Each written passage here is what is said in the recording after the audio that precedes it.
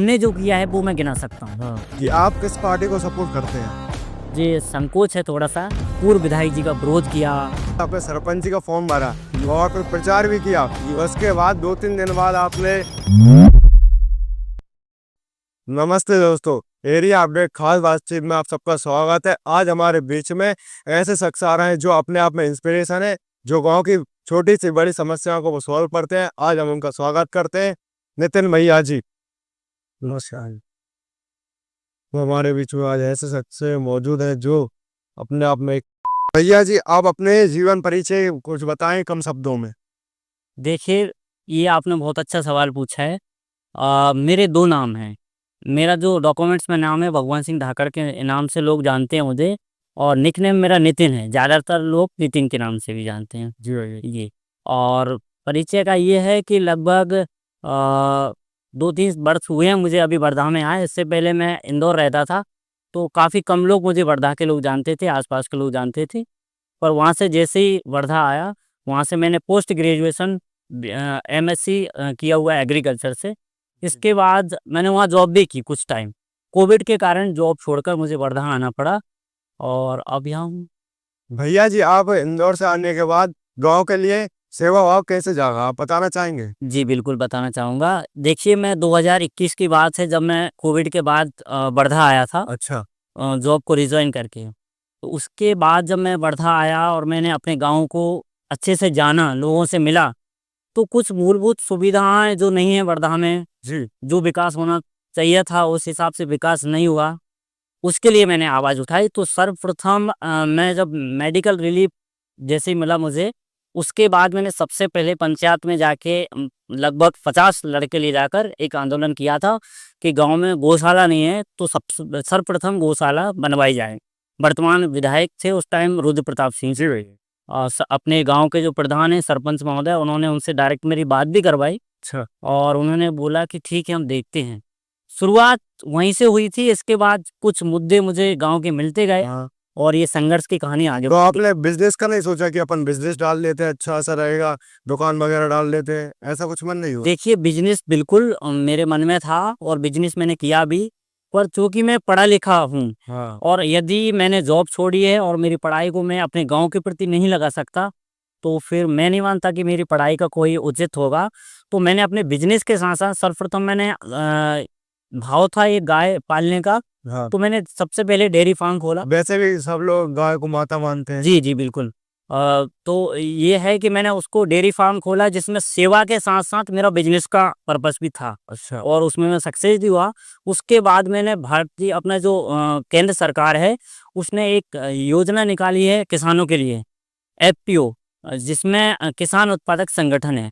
उसके माध्यम से मैंने रजिस्ट्रेशन करवाया और बरदा समृद्ध फार्मर प्रोड्यूसर कंपनी लिमिटेड का मैंने एक कंपनी का पंजीयन कराया। अच्छा।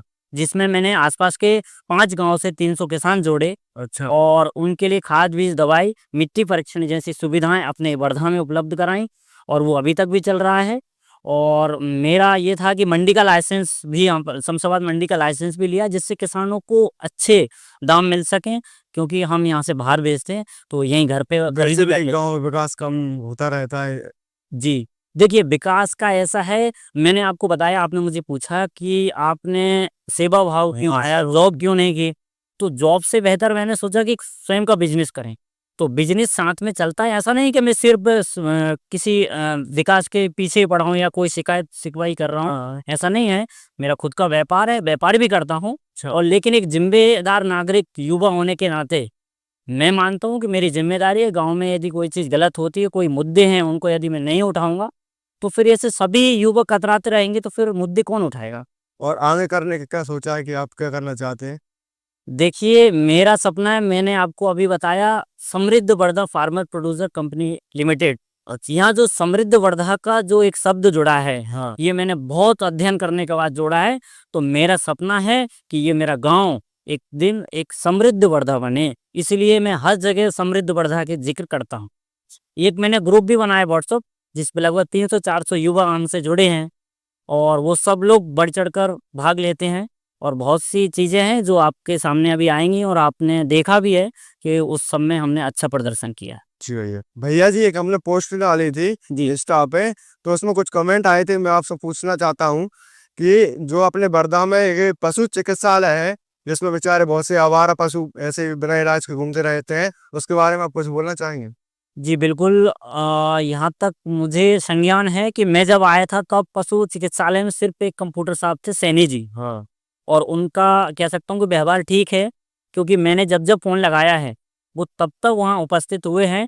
और अभी वर्तमान में एक मैडम भी पदस्थ हैं। और उसके लिए मेरे आने से पहले भी और अभी भी कुछ भाई ऐसे हैं हमारे, जो 8-10 लोग हैं, वो इसी काम में लगे हैं। अच्छा, जहाँ भी गाय उनको घायल मिलती है अच्छा, ना, उसका वो तुरंत इलाज करते हैं और स्वयं के पैसे से करते हैं। अच्छा। कई बार उन्होंने मुझे बताया कि भैया हमने एम्बुलेंस के लिए फ़ोन लगाया था, सरकार तो वादे करती है कि पशु चिकित्सा चलित जो है एक हॉस्पिटल चल रहा है, वो नहीं आ पा रहा है। तो 1-2 बार मैंने भी ट्राई किया, तो उसमें होता ये है कि अंत में वो फ़ोन लगा देते हैं कि आपके यहाँ तो हॉस्पिटल है, अच्छा। तो वो वैन नहीं आएगी। हाँ। तो मैंने कई बार उसमें 181 भी लगाया कि हॉस्पिटल है, पर उसमें डॉक्टर नहीं है, इसलिए वैन आना चाहिए। और कई बार वैन आई है, इलाज हुआ है। और जो भी पशु मिलता है, हमारे भाई लोग हैं, मैं उनका भी दिल से धन्यवाद देना चाहता हूँ कि वो अपना सारा काम छोड़ के, कोई कहीं कुछ जहाँ भी है, वो 10-15 मिनट के अंदर में सभी लोग एकत्रित हो जाते हैं।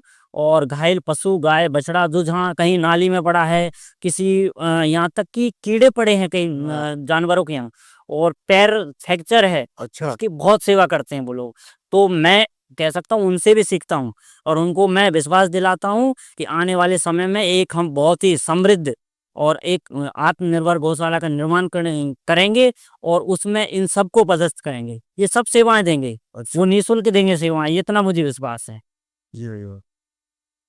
भैया जी आपने पूर्व विधायक को रोका, आपको डर नहीं लगा कि ऊपर से राजनीतिक दबाव आएगा कि आपको दबाने के लिए? डर नहीं लगा आपको? देखिए, दबाव आया था, पर दबाव मैं कहूँगा मेरे तक नहीं पहुँच पाया। दबाव आया, उन तक आया जो मेरे साथ थे। जैसे 200-300 लड़के हमारे साथ थे, पूरा गाँव लगभग मैं कहूँगा, यदि पूरा गाँव नहीं था तो कुछ वर्ग हमारे साथ सब लोग थे। उन तक आया, बैकग्राउंड में उनके पास फ़ोन भी आए, सारी चीज़ आई कि आप उनके साथ आंदोलन में मत रहो। पर मैं आपके माध्यम से एक चीज़ कहना चाहता हूँ कि हम पढ़े-लिखे लोग हैं, अपने गाँव के लिए यदि कोई हक की लड़ाई लड़ रहे हैं, माँग रहे हैं, तो हमें किसी से डरने की आवश्यकता नहीं है। मैंने सबसे पहले बोला था, यदि शासकीय भूमि मेरे खेत में है, मेरे पास उसका यदि अधिग्रहण है, तो एसडीएम कार्यालय को मैंने आदेशित किया था कि सबसे पहले मेरी नप्ती करो। हाँ। डरने की उसमें कोई बात नहीं थी। यदि मेरे पास होती तो मेरी नपती। और मैंने कहा था गौशाला के लिए यदि ज़मीन नहीं है, हाँ। तो मैं देने को तैयार हूँ, क्योंकि मैं जानकार आदमी हूँ। मैं ये जानता हूँ कि वर्धा में चरनोई भूमि है, शासकीय भूमि है, तो विभाग देगा, और विभाग यदि नहीं देगा तो मैं देने को तैयार हूँ। ये बात थी, और हमने बहुत सी माँगें उनके सामने रखी थी, और कई बार निवेदन किया था। इसलिए जब वो उस पे कोई ध्यान नहीं दिया उन्होंने, तो मजबूरन हमको विरोध करना पड़ा, और उस विरोध में हम सक्सेस रहे कि हमने पूर्व विधायक जी को वर्धा में उनकी विकास यात्रा को गाँव में प्रवेश नहीं करने दिया। आपके चैनल के माध्यम से मैं उन सभी एक-एक व्यक्ति, मेरे पीछे खड़े उस हर व्यक्ति को धन्यवाद ज्ञापित करता हूँ कि जिन्होंने उस समय में मेरा साथ दिया, और हम आज जो कुछ काम करवा पा रहे हैं, ये सब उसी की देन। तो भैया आपने इंदौर से आने के बाद अपने सरपंची का फॉर्म भरा और फिर प्रचार भी किया, और उसके बाद 2-3 दिन बाद आपने फॉर्म वापस भी ले लिया। हमारे पास बहुत सारे क्वेश्चन आए थे कि इसी बारे में पूछना, आप भैया आप बताना चाहेंगे? जी, बिल्कुल बताना चाहूँगा। आपके दर्शक जानकर शायद जो उनके मन में जो चल रहा होगा, इसके बाद वो सुधार करेंगे। देखिए, मेरा मोटिव ये था कि जब हम आंदोलन की प्रक्रिया में थे, हमने बहुत सी माँगें रखी, आवेदन दिए बहुत जगह, कलेक्ट्रेट भी गए, अपना एसडीएम कार्यालय भी गए। जहाँ हमारी सुनवाई नहीं हुई, तो एक युवा वर्ग जो हमारे साथ था, कनेक्ट था, हमने सबने सोचा कि क्यों ना अपन एक जनप्रतिनिधि के रूप में कार्य करेंगे, उसमें सेवा करेंगे। हाँ, इसलिए मैंने सरपंची का फॉर्म डाला। और आपने बताया जैसे कि प्रचार, तो लगातार मैंने प्रचार भी किया। और अंतिम लगभग 3 दिन पहले जो यहाँ के पूर्व मुकद्दम रहे हैं, आदरणीय निहाल सिंह जी, जो अभी वर्तमान में नहीं हैं, उनको मैंने समर्थन दिया, चूँकि उनका बहुत अच्छा पहले का कार्यकाल रहा, और वो एक बहुत ही शेरदिल इंसान थे। क्योंकि जो पंचायत अपने आसपास के क्षेत्र में कहीं भी हो, हाँ। वो उस पंचायत को बहुत ही शालीनता से, सभ्यता से अच्छे से तोड़ देते थे। अच्छा। तो मैं दिल से उनको मानता था। अच्छा, उनकी जगह यदि वर्धा में कोई भी व्यक्ति, मैं कहता हूँ उनके परिवार का भी यदि आता, हाँ। तो शायद मैं नहीं रुकता। लेकिन वो इकलौते एक वर्धा के ऐसे शख्स थे, जिनको मैं आज भी गार्डियंस मानता हूँ, कि उनके पास वो चीज़ थी, किसी को कैसे समझाना है, आपसी समन्वय कैसे बनाना है, पंचायतें कैसे तोड़ना है। तो मैं उनको आदर्श मानता था, इसलिए मैंने एक बार उनके कहने पर जो है रुका। भैया जी, आप वो कह रहे थे कि गौशाला लाएँगे वर्धा के अंदर, अभी तक उसमें कुछ कार्य हो रहा है या नहीं? देखिए, मैं निरंतर उसमें लगा हूँ। मैं कहता हूँ कि जब-जब वर्धा में कोई भी राजनीतिक या पार्टीगत कोई भी कार्यक्रम हुआ या गवर्नमेंट शासकीय जो कार्यक्रम हुआ है, उसमें मेरे द्वारा, चाहे वो सांसद जी हों या वर्तमान विधायक जी हों या फिर एसडीएम कार्यालय हो, कहीं भी मैंने आवेदन लगाए हैं। और आपको जानकर खुशी होगी कि अंतिम चरण पे है। लगभग 15 दिन के अंदर गौशाला के लिए ज़मीन का सीमांकन कर दिया जाएगा। ये आदरणीय एसडीएम साहब द्वारा मुझे आश्वासन दे दिया गया है। तो तब तक मैं इंतज़ार कर रहा हूँ, और ऐसा नहीं होता है तो उग्र आंदोलन हम लोग इस बार और करें। करें। उसके बाद हमारे पास एक बहुत बड़ा मुद्दा आया। हमारा वर्धा स्कूल है, हाई सेकेंडरी स्कूल, वो संकुल केंद्र था। अच्छा। लेकिन अधिकारियों ने एक षड्यंत्र किया और हमारे संकुल केंद्र को यहाँ से जो है पोर्टल से हटा दिया। माननीय विधायक जी के पास हम गाँव के लगभग 20-25 लोग गए और उनसे बोला कि हमारा बरदा विधानसभा का सबसे बड़ा गाँव है, इसलिए यहाँ से संकुल नहीं जाना चाहिए। यदि यहाँ से संकुल जाता है तो विद्यार्थियों का, आप ये देखिए, यहाँ पे 300, 400, 500 विद्यार्थी हैं और आसपास के गाँव से भी आते हैं। एग्ज़ाम देने के लिए शमशाबाद जाएँगे क्या, पीपलधार जाएँगे क्या? इसलिए ऐसे मुद्दे हैं जो हमारे पास आए और हमने उसको सॉल्व किए। किसानों की बहुत बड़ी समस्या थी मेरे क्षेत्र में। अपना जो सोसाइटी है, प्राथमिक सोसाइटी, उसके पीछे से जंगल तक जाने का एक रास्ता था। बरसों से पड़ा था। कोई जनप्रतिनिधि, कोई जो है नेतागण बहुत बार आवेदन दिए, पर उसे किसी ने सॉल्व नहीं किया। मैंने माननीय एसडीएम कोर्ट में उसका एक अपील की कि हमको रास्ता चाहिए। हाँ। लगभग 6 महीने वो केस चला और उसकी सीमांकन हुआ। और इस गर्मियों में शायद वो डल जाएगा। अच्छा, और बहुत एक बढ़िया। हाई सेकेंडरी स्कूल के जस्ट पीछे से बरखेड़ा के लिए रोड है, अच्छा। उसका भी मैंने सीमांकन करवाया है, हाँ। वो भी डल जाएगा। इसके बाद जो भी मेरे पास आया है, मैंने प्रयास किया है कि उसका कार्य हो, चाहे वो विधायक जी से हो, एसडीएम साहब से हो, कलेक्टर साहब से हो, जिसका जो काम है।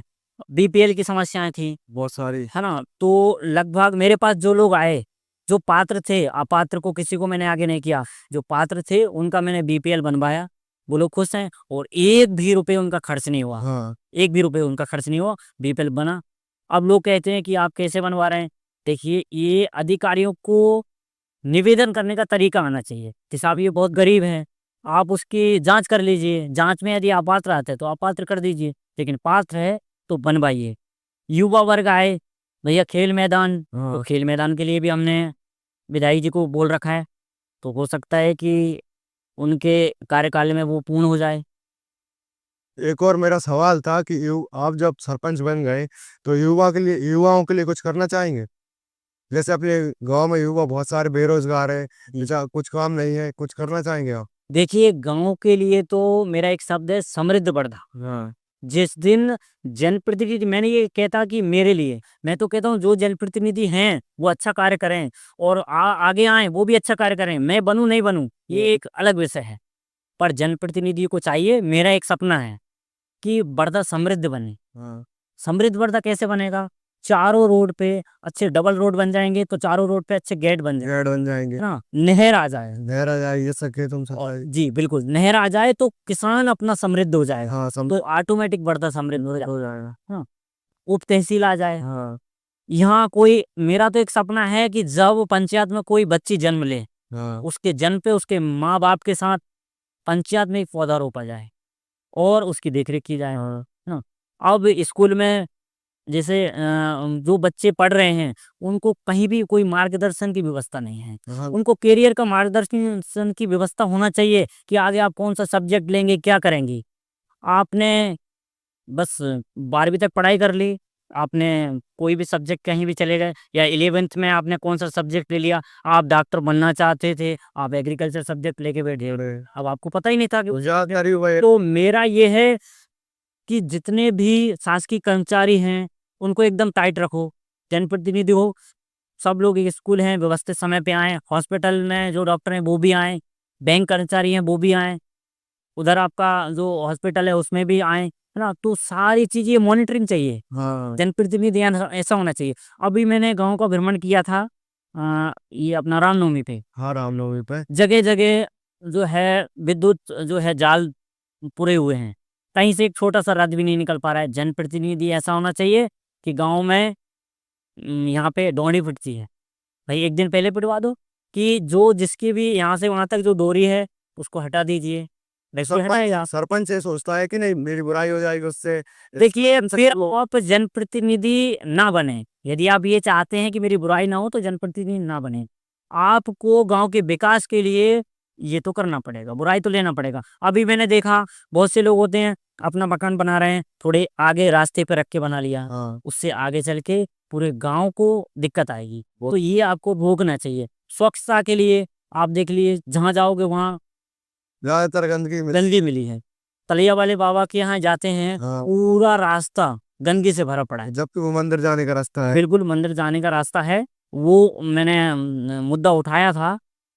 अब देखता हूँ मैं वो कब तक सॉल्व होता है। नहीं होता है तो मेरे पास तो एक ही हथियार है अभी, तो जब तक मैं चुन के नहीं आ जाता तब तक आंदोलन। और मुझे पूर्ण विश्वास है कि गाँव के लोग उसमें साथ देते हैं, हम उसमें बिल्कुल उसको पूर्ण करेंगे। युवा तो ज्यादा साथ देते होंगे आप तो बिल्कुल देते हैं, युवा साथ देते हैं। तो युवाओं के लिए भी मैंने देखिए, युवाओं का एक है, मैं आपके माध्यम से कहना चाहूँगा, पढ़ने के बाद ये ना सोचें कि हम घर के काम नहीं करेंगे, खेती नहीं करेंगे। हाँ ज्यादातर हर व्यक्ति को नौकरी नहीं मिल सकती। मैंने भी एमएससी की है एग्रीकल्चर से, नौकरी मिली, लेकिन मेरे हिसाब की नहीं मिली। मैंने एसवीडीओ का एग्ज़ाम दिया, उसमें फर्जीवाड़ा हो गया, पेपर कैंसल हो गया, तो मेरा मोह भंग हो गया कि अब मुझे नौकरी करना ही नहीं है। आज मैं अपना स्वयं का बिज़नेस लेके बैठा हूँ, बिज़नेस चल रहा है, घर की खेती कर रहा हूँ, जन सेवा भी कर रहा हूँ।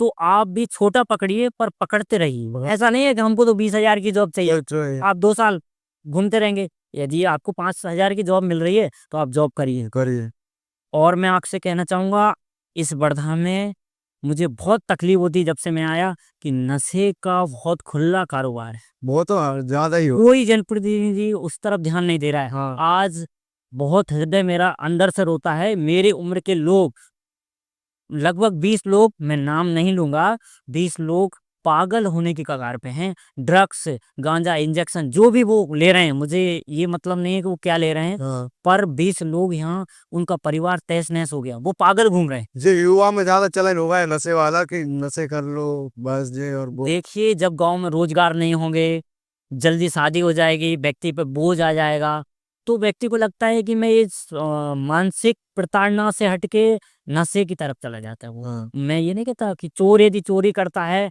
तो वो दोषी है। हाँ मान रहा हूँ कि वो दोषी है, पर उसके अंदर आप जाएँगे, यदि एक बच्चा चोरी करता है और वो ब्रेड चुराता है, केला चुराता है ठेले से, तो उसके अंदर की भावना को जानिए कि उसने केला क्यों चुराया? हाँ क्योंकि वो उसको खरीदने में असमर्थ था, वो भूखा था।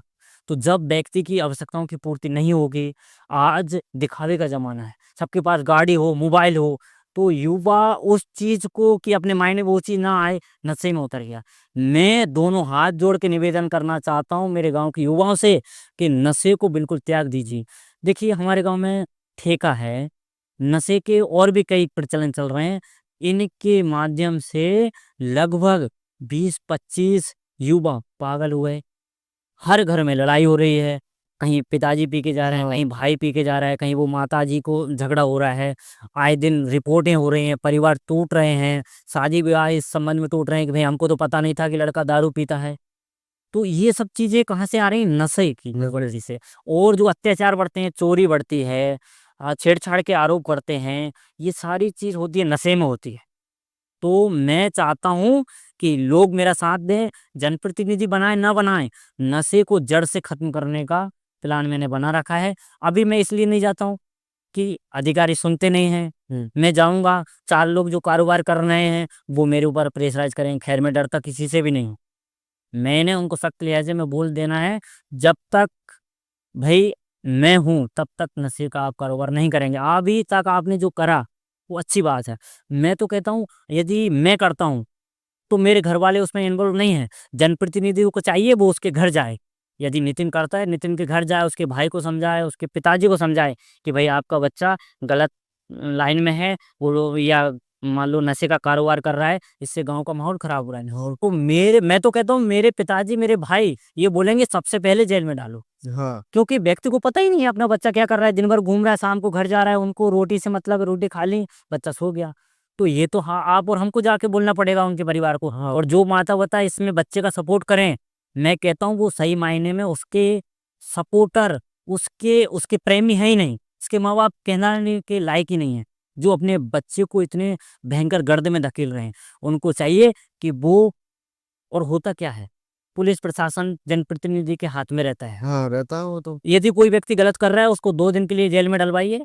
अपने गाँव का युवा है, 2 दिन बाद उसको निकाल लाइए, उसको समझ में आ जाएगी। जब 2 दिन वहाँ मच्छर खाएँगे, दाल-रोटी खाएगा, समझ में आ जाएगा, वो तो हो सकता है कि वो उस चीज़ को छोड़ दे। और हम उसको जेल में डालना नहीं चाहते, हम उसमें सुधार चाहते हैं। हाँ, सही है।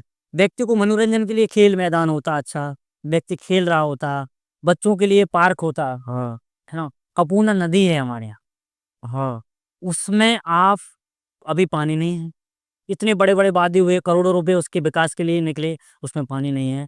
मैं चाहता हूँ कि उसको बूढ़े महादेव पंचायत से पीछे-पीछे नहाने योग्य बनाने का प्लान मेरे पास है। मैंने कहा था मुझे जनप्रतिनिधि बनाओ, अरे मैं तो जनप्रतिनिधियों से, सरपंच से, जिला पंचायत सदस्य से, जनपद सदस्य से, विधायक से निवेदन करूँगा कि आप आओ, मैं पढ़ा-लिखा व्यक्ति हूँ, मेरे विचार लो, इसमें छोटा नहीं होता। देखिए मेरा तो एक प्लान है, यदि मैं जनप्रतिनिधि बन के आता हूँ, अगले 2 साल बचे हैं, चुनाव में लड़ूँगा। जनप्रतिनिधि मैं एक सिस्टम बनाऊँगा, जिसमें पंच रहता है वार्ड में, 20 वार्ड है वर्धा में, 1 पंच रहेगा, 1 बुजुर्ग रहेगा, 1 महिला रहेगी, 1 युवा रहेगा। ये 4 लोग मुझे रिपोर्ट करेंगे कि हमें इस वार्ड में ये करना है, हाँ, हम उसके हिसाब से काम करेंगे। हम कोई भी व्यक्ति, वर्धा में एक छोटा बच्चा भी जाके बोलेगा कि भैया ये इसको इस तरीके से करें, तो मैं उसको स्वीकार करूँगा। मैं ये अहंकार नहीं पालूँगा कि मैं तो सरपंच बन गया, या मैं तो जनपद बन गया, या तो मैं तो पंच बन गया, तो मैं क्यों आपकी सुनूँ, मैं अपने हिसाब से करूँगा। नहीं, ये अहंकार है। हाँ, आपको कोई सीख दे रहा है कि ये इस तरीके से नहीं। अब आप देखिए धार्मिक कार्यक्रम होते हैं, लड़ाई झगड़े हो जाते हैं, पुलिस लाठीचार्ज कर देती है। हाँ, क्या है ये? क्या जनप्रतिनिधि हो आप? अरे जनप्रतिनिधि तो ये होता है कि ये चीज़ होना नहीं चाहिए। व्यवस्थित ढंग से यदि ये चीज़ होती है तो आप मंच पे करवाइए उसको, तो उसमें हुआ-अल्ला होने की कोई सवाल ही नहीं है। और या फिर इतना स्ट्रिक्ट रहिए, जो करवा रहा है, जो उसका आयोजक है, उसको इतना स्ट्रिक्ट होना चाहिए कि कोई भी व्यक्ति उसमें व्यवधान ना डाले। ये कार्यक्रम होते हैं, मैंने देखा है बचपन में, रामनवमी पे मेरे घर लगभग 2-4 गाँव के मेहमान आते थे, लाठीचार्ज हुआ, कोई मेहमान नहीं आएगा, आस-पास के गाँव के लोगों ने आने छोड़ दिया। इससे हमारे गाँव की कहीं न कहीं साख खराब हो रही है। बहुत पीड़ा होती है, पर क्या कर सकते हैं? तो भैया आपने इंदौर से आने के बाद अपने सरपंची का फॉर्म भरा और फिर प्रचार भी किया।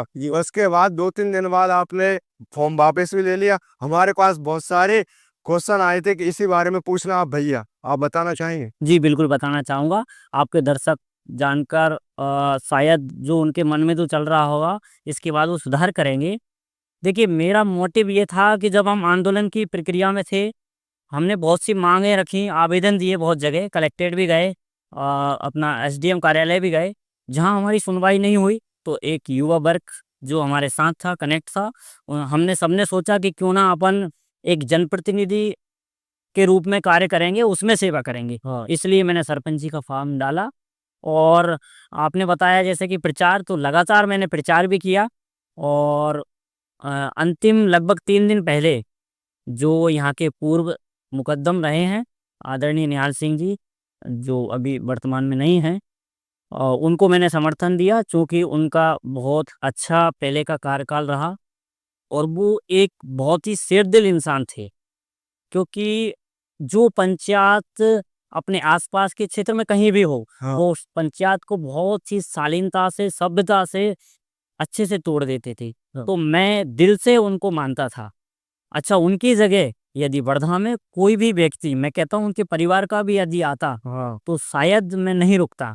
लेकिन वो इकलौते एक वर्धा के ऐसे शख्स थे, जिनको मैं आज भी गार्डियंस मानता हूँ कि उनके पास वो चीज़ थी, किसी को कैसे समझाना है, आपसी सामन्वय कैसे बनाना है, पंचायत कैसे तोड़ना है। हाँ। तो मैं उनको आदर्श मानता था, इसलिए मैंने एक बार उनके कहने पर जो है रुका। भैया जी, आप वो कह रहे थे कि गौशाला लाएँगे वर्धा के अंदर, अभी तक उसमें कुछ कार्य हो रहा है या नहीं? देखिए, मैं निरंतर उसमें लगा हूँ। मैं कहता हूँ कि जब-जब वर्धा में कोई भी राजनीतिक या पार्टी का कोई भी कार्यक्रम हुआ है या गवर्नमेंट शासकीय जो कार्यक्रम हुआ है, उसमें मेरे द्वारा चाहे वो सांसद जी हों या वर्तमान विधायक जी हों या फिर एसडीएम कार्यालय हो, कहीं भी मैंने आवेदन लगाए हैं और आपको जानकर खुशी होगी कि अंतिम चरण पे है। लगभग 15 दिन के अंदर गौशाला के लिए ज़मीन का सीमांकन कर दिया जाएगा, ये आदरणीय एसडीएम साहब द्वारा मुझे आश्वासन दे दिया गया है। तो तब तक मैं इंतज़ार कर रहा हूँ और ऐसा नहीं होता है तो उग्र आंदोलन हम लोग इस बार और करें। करे हैं। जी। तो आप भैया जी, आपको कुछ लोग विरोधी मानते होंगे, आप कुछ कहना चाहेंगे उन लोगों के लिए? देखिए, मुझे कौन विरोधी मानता है, वैसे तो मैंने ऐसा कोई कार्य नहीं किया कोई कि मेरा कोई विरोधी हो, और हो भी तो मैं 2-4 लोगों से विरोध से डरता भी नहीं हूँ। क्योंकि जब आप कुछ करेंगे तो विरोधी होना स्वाभाविक है, क्योंकि वो उस काम को कर नहीं पा रहे हैं, तो वो एक जलस फ़ील होती है। ऐसे विरोधी हो सकते हैं, बाकी मैंने किसी का पर्सनल किसी का कुछ नहीं बिगाड़ा है, जो मुझे विरोधी माने। और यदि कोई विरोधी मानता है, तो वो मेरा बिगाड़ भी कुछ नहीं पाएगा, है ना? और रही बात विरोध की, तो मैं जिन लोगों का विरोध करता हूँ, मैं उनका भी विरोधी नहीं हूँ। मैं उनको अपना विरोधी नहीं मानता, वो मुझे मानते होंगे उनका विरोधी, पर मैं उन्हें विरोधी नहीं मानता। मैं सिर्फ़ विरोध करता हूँ पद का। जैसे सरपंच साहब हैं, मैं सरपंच पद का विरोधी हूँ। जो पद से कोई गलत काम हो रहा है या भ्रष्टाचार हो रहा है, तो मैं उसको उठाता हूँ, अखबार में छपवाता हूँ। अब उसमें उनको लगे कि ये मेरा विरोधी है, तो गलत है। मैं उनके भाई का तो विरोधी नहीं हूँ, जनपद हैं, जनपद कोई गलत काम करते हैं, मैं उन्हें फ़ोन लगाता हूँ, या वो गलत काम करेंगे, तो मैं उनका भी स्टेटमेंट दूँगा और मैं अखबार में छपवाऊँगा कि जनपद ने ये गलत काम किया। इसमें मैं उनका विरोधी नहीं हूँ, उनके भाई हैं, मैं उनका क्यों विरोध नहीं करता? क्योंकि आप जिस पद पे हैं, उसका विरोध होना स्वाभाविक है। भई, सोसाइटी है, उसके प्रबंधक रहे अभी तक, उनका विरोध होता है। तो वो प्रबंधक हैं इसलिए विरोध होता है। जब वो प्रबंधक नहीं रहेंगे, मेरे लिए वो सम्माननीय हैं, पूजनीय हैं, क्यों विरोध करूँगा? आज सरपंच साहब हैं, भई कल वो हो सकता है किसी और बड़े पद पे जाएँ या उनकी जगह कोई दूसरा सरपंच आए, तो यदि वो गलत करेगा, तो मैं उसका विरोधी रहूँगा, क्योंकि मुझे गाँव का विकास चाहिए। मुझे मेरे यहाँ के जो मेरा पूरा गाँव मेरा परिवार है, उसमें जो भी व्यक्ति दुखी है, जिसकी समस्या रहेगी, उसकी सुनवाई नहीं होगी, तो मैं विरोध में रहूँगा। बाकी मैं किसी का विरोधी नहीं हूँ। अच्छा, कुछ लोगों ने एक अभियान छेड़ा अभी कि भई मैं आपका ये काम करवा तो दूँ, पर नितिन इसकी शिकायत कर देगा। मैं आपके चैनल के माध्यम से उन हर व्यक्ति पात्र व्यक्ति को बताना चाहता हूँ कि मैंने अभी तक 2 साल के मेरे इस कार्यकाल में मैंने किसी भी व्यक्ति का विरोध नहीं किया। मैंने ये चाहा है कि मेरे गाँव मेरा परिवार है और परिवार के लोगों को जितना शासकीय योजनाओं का लाभ मिले, मिल जाए। मैं ना किसी का बीपीएल कटवाने वाला हूँ। अभी मैं बीपीएल बनवा रहा था, तो लोगों ने ये निकाला कि भई हम आपका बीपीएल नहीं बनवा सकते, नहीं तो नितिन कटवा देगा। या लोगों को ये भर दिया कि जिन लोगों के फर्जी बीपीएल बने हैं, जो अपात्र हैं, उनको ये बोला गया कि आपका बीपीएल कट जाएगा, क्योंकि नितिन कटवाएगा। नहीं, मैं किसी का विरोधी नहीं हूँ। गाँव में जितने भी लोगों को शासकीय लाभ मिलेगा, मुझे खुशी होगी कि मेरे परिवार, मेरे गाँव के लोग को ये लाभ मिल रहा है, अच्छी बात है, मिल जाए। लेकिन निवेदन ये है कि कोई पात्र व्यक्ति ना छूटे, तब अपात्र व्यक्ति को मिले, और यदि पात्र व्यक्ति छूटा, अपात्र व्यक्ति को मिला, तो मैं विरोध में रहूँगा। अब चाहे उस हितग्राही से मेरा विरोध हो या सरपंच से विरोध हो, सचिव से विरोध हो, मैं उससे बिल्कुल भी नहीं डरूँगा। जी। एक मेरा पर्सनली सवाल था कि आप किस पार्टी को सपोर्ट करते हैं? ये आपने सवाल अच्छा किया। देखिए, मैं किसी भी पार्टी का समर्थक या विरोधी नहीं हूँ, अच्छा।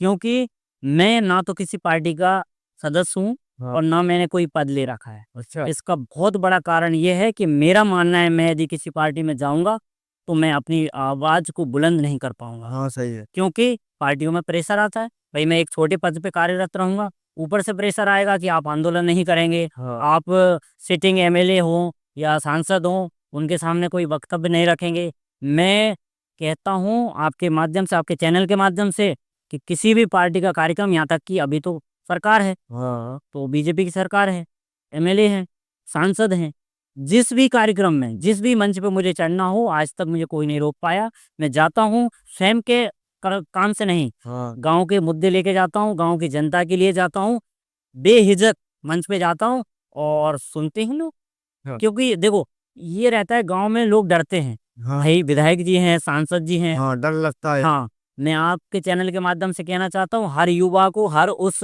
व्यक्ति को जिसका यदि कोई काम रुका है, ग्रामीण क्षेत्र में नहीं हो रहा है, डायरेक्ट कलेक्टर साहब के पास जाएं, एसडीएम साहब के पास जाएं, विधायक जी के पास जाएं, सांसद जी के पास। ये देखिए, अधिकारी वर्ग है, हम, हमारा टैक्स जा रहा है, उनके पास सैलरी जा रही है, सही है। नेतागढ़ है, उनको हम सुनते हैं, हमने वोट दिया है, तो वो उनसे डरना कैसा। और जब तक आप आपकी बात पहुंचाएंगे नहीं, तब तक उनको भी पता नहीं चलेगा कि जमीनी हकीकत में क्या है और हमारे वादे क्या है। इसलिए मैं किसी भी पार्टी का सपोर्ट नहीं करता हूं कि जिससे मैं किसी का भी विरोध भी कर सकूं। और समर्थन की रही बात, जो व्यक्ति हमें सपोर्ट करेगा, जो व्यक्ति, जैसे अभी वर्तमान एमएलए हैं, जब उनको टिकट हुआ, मैंने उनके सामने प्रस्ताव रखा, हमारे 4 रोड की मांग थी, हमारी डबल रोड करना थी, 3 से सांगुल, डंगरवाड़ा से ढाढौन, मंगली भवन की मांग थी, गौशाला की मांग थी। सबसे विषम परिस्थिति है हमारे किसानों की अभी, उसके लगभग आज़ादी से अभी तक हमारे किसानों के पास, मेरे गांव के किसानों के पास, मैं स्वयं किसान हूँ, यहाँ 100% किसान आबादी है। आसपास शमशाबाद विधानसभा क्षेत्र के 38 गांव में आपको आश्चर्य होगा कि अभी तक सिंचाई का पानी नहीं है। अच्छा, ये भी हमने उसमें मेंशन किया था। हमारा बड़दा इतना बड़ा जिले का गांव है, यहाँ अभी तक उप तहसील नहीं है, टप्पा, उसकी मांग रखी हमने। आए दिन यहाँ झगड़े होते हैं, पारिवारिक विवाद होते हैं, राजनीतिक द्वेष भावना चलती है, कार्यक्रम होते हैं, तो उनमें जैसे कोई, मैं कहता हूँ कि पुलिस बल जो आता है बाहर से आता है, वो लोग भी, कर्मचारी अधिकारी वर्ग है, वो भी परेशान होते हैं बेचारे। यहाँ से फोन जाता है, आधी रात में आते हैं। तो मेरी मांग है, इस गांव की मांग है, इस गांव के समृद्ध बड़दा ग्रुप की मांग है कि यहाँ पे एक पुलिस चौकी होना चाहिए, तो वो भी हमने मांगा है। तो माननीय विधायक जी ने आश्वासन दिया था हमको कि हाँ, हम ये सभी मांगे 5 साल में पूर्ण करेंगे। तो मैंने बीजेपी का समर्थन किया था, मैंने प्रचार किया था। और आपके चैनल के माध्यम से बताते हुए मुझे खुशी है कि हमारा एक डबल रोड, जो कि 3 से आई से वर्धा के लिए अभी सैंक्शन है, 9 करोड़ 40 लाख उसकी लागत से, जिसका लगभग 20% काम चालू हो गया है। अभी उसका चौड़ीकरण चल रहा है, इसके बाद उसका डामरीकरण होगा। और मंगलिक भवन का 90% काम आप देखिएगा, ढाढौन रोड पे बन रहा है, कंप्लीट हो चुका है। उसके लिए मैं चैनल के माध्यम से, वर्धा की जनता के माध्यम से, समृद्ध वर्धा ग्रुप के माध्यम से माननीय विधायक जी का बहुत बहुत धन्यवाद ज्ञापित करूंगा कि उन्होंने जल्द से जल्द हमारी ये मांगे मानी है। और मुझे पूर्ण विश्वास है कि उनके कार्यकाल में हमने जितना उनको लिखित आवेदन दिया है, जो मांगे हैं, वो पूर्ण करेंगे। और नहीं करेंगे तो मैं, मेरे युवा वर्ग, आपके इसी चैनल के माध्यम से पुनः आपको इंटरव्यू दूंगा मैं, और बताऊंगा कि मैं सबसे आगे पहले विरोध में खड़ा होऊंगा। क्योंकि मुझे किसी व्यक्ति पर्सनल से द्वेष भावना नहीं है, विरोध नहीं है। पूर्व विधायक थे, वो भी पार्टी के विधायक थे, अच्छे विधायक थे, उन्होंने भी काम किए, है ना। पर उन्होंने जब हमारी बात नहीं मानी, हमने विरोध किया।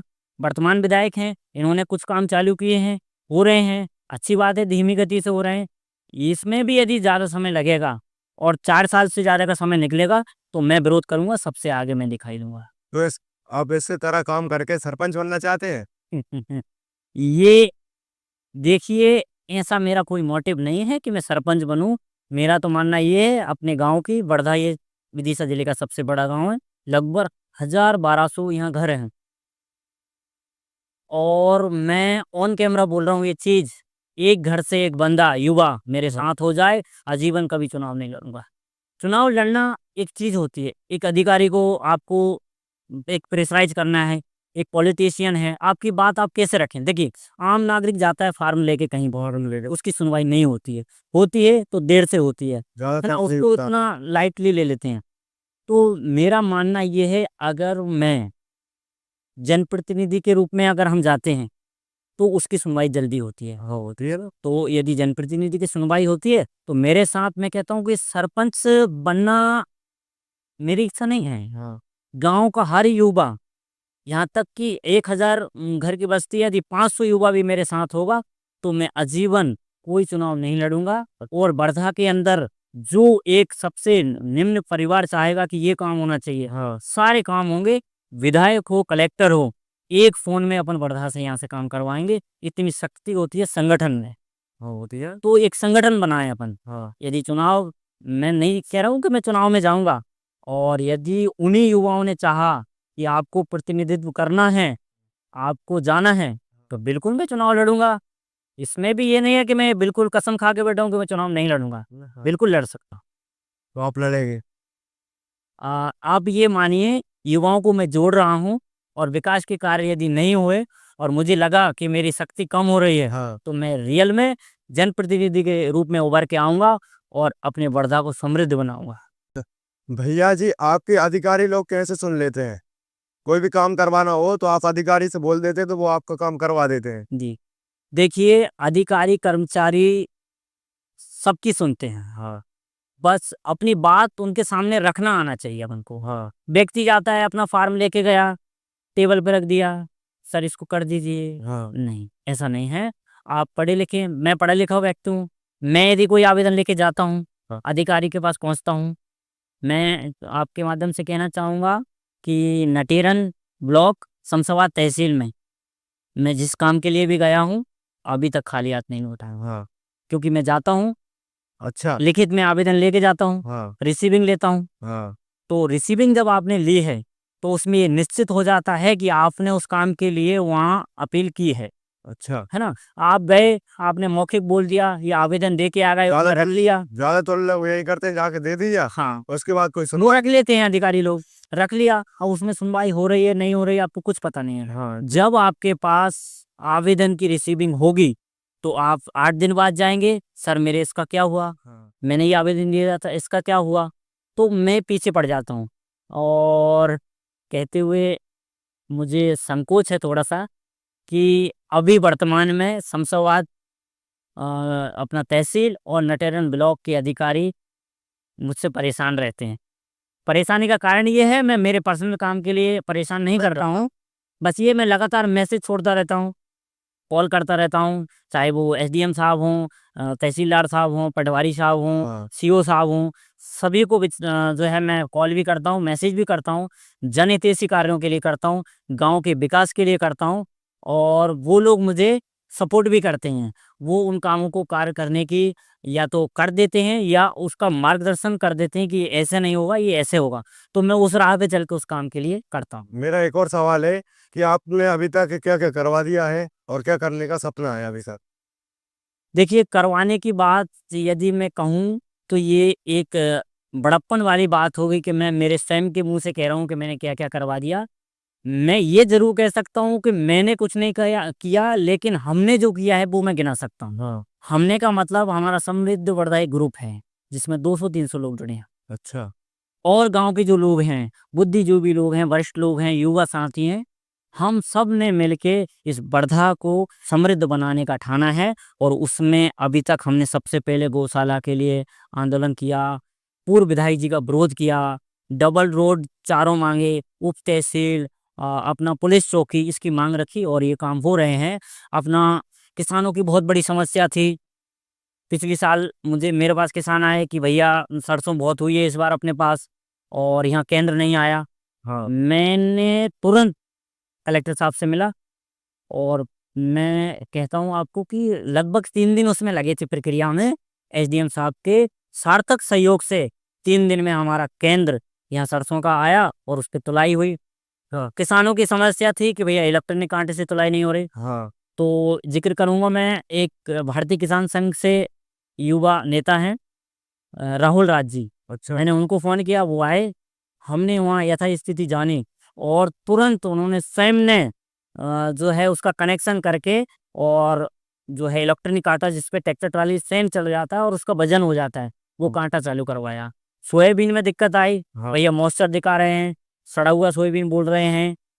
सोसाइटी पे मैं गया, मैंने देखा, सच में कुछ सर्वेयर थे जो किसानों से पैसा ले रहे थे। अच्छा। मैंने उसका विरोध किया, हाँ। और 2 जो है सर्वेयर को सस्पेंड करवाया। जो सर्वेयर वहाँ से छोड़ के चले गए 2। इसके बाद सतत वहाँ चला काम, सबकी तुलाई हुई, तौल कांटे कम थे, उस पे भी मैंने विचार किया, तो उस पे भी हमने समिति से निवेदन किया। देखिए मेरा एक मैं राजनीति नहीं करता हूँ, मैं निवेदन करता हूँ, हाँ, है निवेदन ना? निवेदन किया कि ऐसा होना चाहिए, उन्होंने उसको माना और निवेदन नहीं मानेंगे तो मैं आंदोलन पे उतर जाऊँगा। ये मेरी प्रवृत्ति है, ये सब लोग जानते हैं, इसलिए मैं निवेदन करता हूँ, लोग मान लेते हैं।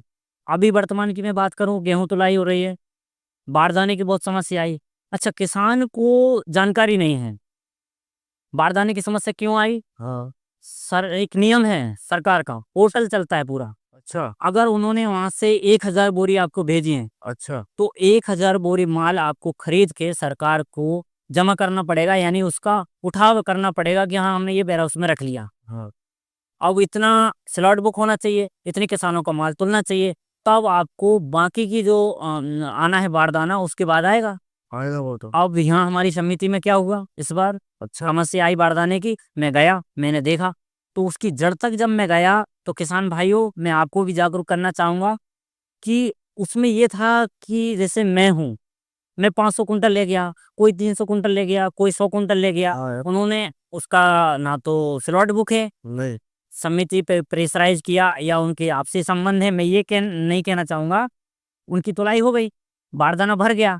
अब जब स्लाइड बुक नहीं है, बारदाना भर गया, तो वो पोर्टल पे नहीं चढ़ेगा, और जब तक बारदाना पोर्टल पर नहीं चढ़ेगा, दूसरा बारदाना नहीं आएगा। हाँ, क्योंकि गवर्नमेंट देख रही है कि आपने 1000 बोरी ली थी, 300 बोरा आपने अनाज खरीदा है अभी, भई तो उसमें 600 बोरी पूर्ति हुई, 400 बोरी आपके पास स्टॉक में है, पर समिति के पास स्टॉक में है नहीं। नहीं, नहीं, क्यों नहीं है? क्योंकि उन्होंने उसको जो अपने मिलने वाले हैं, उनका माल तौल के रख लिया, अब वो पोर्टल पे चढ़ा नहीं। इससे जो बेचारे मेरे गरीब किसान हैं, जो जिनका स्वयं का ट्रैक्टर नहीं है, वो भाड़े से ट्रैक्टर लेके जाते हैं, 3-3 4 दिन वहाँ लाइन लगी है। अब अभी देखिए, अभी समस्या आ रही है कि वहाँ से बारदाना तो आ गया जैसे हाँ, तैसे, तो माल उठ नहीं पा रहा है, हाँ, वेयरहाउस फुल हो गया है, सेकंड वेयरहाउस है वो कैंसल पड़ा है। अब माल उठ नहीं पा रहा है, तो खरीदी हो नहीं पा रही। अब शादियों का सीज़न है, किसान अपने औने-पौने दाम पे फसल मंडी में ले जा रहा है और बिक्री कर रहा है। ये मेरे अंदर पीड़ा रहती है। जनप्रतिनिधियों को आगे आना चाहिए, इन मुद्दों को देखना चाहिए और किसान की समस्या को हल करना चाहिए, क्योंकि किसान इतना जागरूक नहीं है और ना वो किसी से बुराई लेना चाहेगा। वो समिति प्रबंधक को नहीं बोलेगा कि भई मुझे बारदाना चाहिए। पर मैं आपके माध्यम से, इस चैनल के माध्यम से किसानों को अवगत कराना चाहता हूँ कि अगर आपने सिलाई बुक है, तो आपका अधिकार है, हक है कि आप उस डेट में तुलवाइए और बोलिए कि मुझे बारदाना चाहिए। जी।